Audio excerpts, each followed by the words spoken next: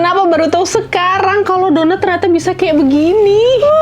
Bikinnya bisa dibilang gue tuh pecinta donat, apalagi yang lembut dan fluffy, gemes. Makanya gue pakai Angel Instant Yeast, ragi premium dengan fermentasi yang cepat dan stabil, bisa meningkatkan volume, aroma, dan tekstur roti yang bisa dihasilkan tanpa perlu aktivitas sebelumnya. Jadinya praktis karena rahasianya itu nggak cuma teknik tapi juga bahan yang tepat. Kadang ini jadi masalah umum ya, adonan tuh bantet, terus ngembangnya nggak sempurna atau hasilnya tuh jadi padat. Nah, Angel Instant Yeast jawabannya. Udah, kalau adonan udah kalis tinggal di-rest aja. Nah, sambil rest kita mau bikin si adonan mochinya dulu. Selama ini mochi itu jadi makanan favorit juga, dan gak nyangka ada yang bikin donat di mochiin, which is dua makanan favorit gue.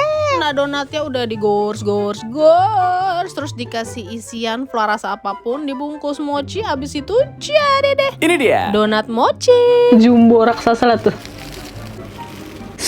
Angel Instant Yeast bakal selalu jadi andalan kalau lagi baking di rumah, apalagi Bapak Mike pecinta roti. Nah, kalian juga kalau suka baking pakai Angel Yeast Instant juga. ter